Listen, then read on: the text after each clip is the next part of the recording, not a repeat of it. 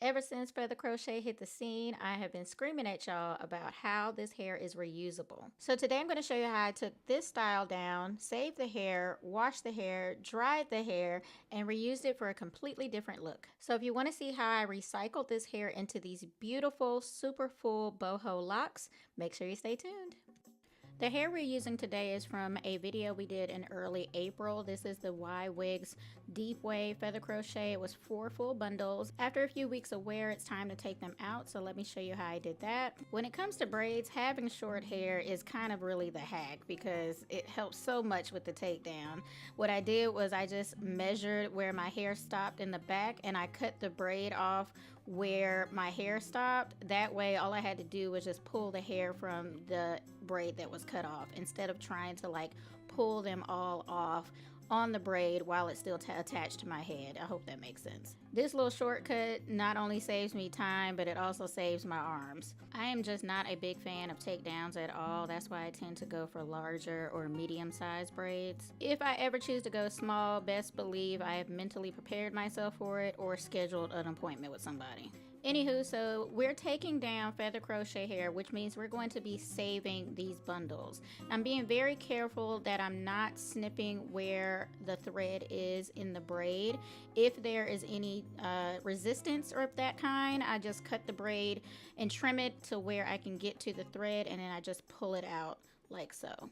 Now if you go back and watch the original install video, you know that I burned the ends of the synthetic hair, so it's pretty easy to get it out if you just pull it at the bottom. If you give it enough pull, it'll just come right out. If not, you can just easily just cut it off. Since I know I'm going to be reusing this hair, I'm being very careful about cutting the threads and checking for any tangles as I'm removing them and brushing them out as I move along. The more you do on the front end, the less you have to do on the back end. So now that everything's removed, I'm gonna go ahead and wash these bundles. It was a tight week, so I just went ahead and did them at the shop. Pretty easy to do. You just tie them all onto one bundle and shampoo and condition them however you please. The name of the game is just to get any dirt and buildup out of it, so I made sure to shampoo the bundles very well. Now for the fun part. Y'all know I love a good hack or a good resource, and this is a travel dryer, a travel clothes dryer that I found on Amazon. I came across a video of somebody demoing this clothes dryer, and I said, oh, this would work really good for bundles. So while I was at work that day, I just went ahead and put those wet bundles in that travel bag, zipped it up, turned it on, and by the time I was done for the day, they were completely dry. So if you're in a pinch, or if you're the type of person who works with a lot of bundles on a daily basis, or you have to wash your clients' bundles, this is a awesome hack because it is super inexpensive. Not only does it dry the hair faster, but it helps the hair dry in its natural state instead of being crunched up in a dryer somewhere or having to wait a day or two for bundles to air dry. It's pretty much foolproof. You just press the button, it has a timer on it, let it do its thing. The hangers I'm using were sold separately, but they're also inexpensive as well. I'll be sure to link everything in the description box below. Here's the hair completely dry. As you can see, it is still soft, super bouncy, and it's retaining its curl pattern. The locks I'm using are just some standard synthetic goddess locks I got off of Amazon. These are 18 inches and you can get 84 strands for less than 20 bucks. To wrap the locks, I'm using the twisted up springy afro twist hair. This is the 12-inch, and I'm only going to use half of this pack. For locks, I'm going to prep the hair first, and here's an idea of how much hair I'm going to use per lock.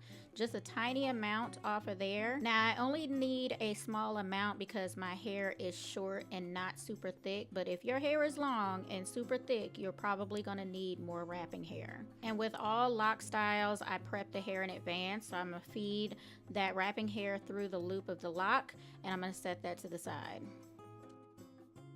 Here's a quick tutorial on how I install soft locks. We're just going to pull that wrapping hair through the base of the braid. And I like this method because you can adjust the wrapping hair to the length that you need it to be. We're going to gather the natural hair and the lock together, and then we're just going to start wrapping from the base all the way down. I prefer to skip wrap. Skip wrapping not only helps you be able to fish out your braid later on, but it also helps you use less hair when you're wrapping. When you're trying to cover up all of the hair, you're going to use a lot of wrapping hair to do that, and it's going to add more weight to your style. Now, I only ran into this issue when I got to the top of my head because my hair was longer, but you see that little piece sticking out there? I'm just going to grab a very small piece of wrapping hair and continue the wrap all the way down.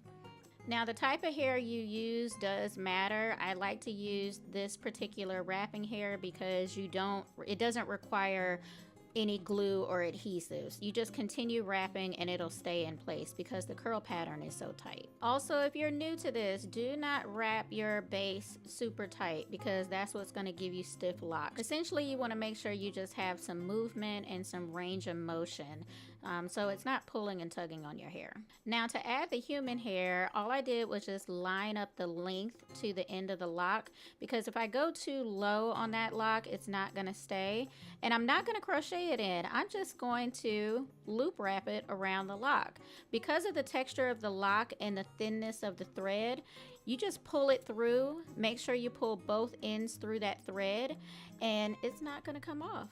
You're just gonna pull it and tug it. You see how both ends of that thread went through? If both threads don't go through, it's not gonna stay, and you're gonna know, and you're gonna have to go back and fix it. I promise this doesn't take long. I'm just moving slow so that I can show you guys how this is supposed to look. But once you get like the hang of it, it doesn't take long at all. And you're probably wondering why I just didn't do this before I installed the locks. Well, this is why, because once I got to the top, now we're in the territory where my natural hair and the locks are combined. So I wouldn't have been able to pre-loop these on. I would have had to wait to do these when I got them on my head. It can still be done. It's just a matter of when you wrap the lock, you would have to wrap around the boho hair. And I just simply didn't feel like fighting with that. And of course, for maximum volume and fullness, I like to add pieces at my roots. So I do this at the top and mainly the perimeter areas. Another reason I didn't want to pre-make the locks with the feather crochet hair is that if you miscounted how much you needed, then the only way to fix that is to cut the lock. You gotta cut the lock off of the crochet hair. This is just not something that you can unravel. You have to cut it off. So it just made more sense to me to just install it as I went. That way I can keep count of how many pieces I had, and it would look right by the time I got done. Alright, so final verdict, I think this might be my favorite way to wear this hair. Look at how flowy that is. OMG. Perfect for vacation. Absolutely perfect for vacation. I actually went out of town that weekend with this hair. Loved every minute of it. Easy to wear, easy to maintain, easy to take down. Loved, loved, loved. 10s across the board. And mind you now, I'm reusing this hair from a previous style.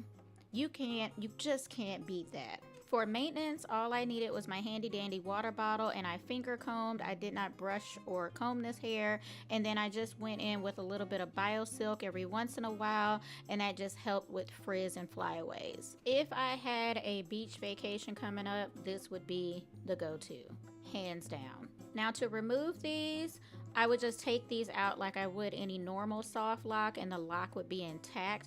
But if I wanted to reuse the feather crochet hair, I would have to cut the lock off, which is why I use really cheap synthetic locks for this.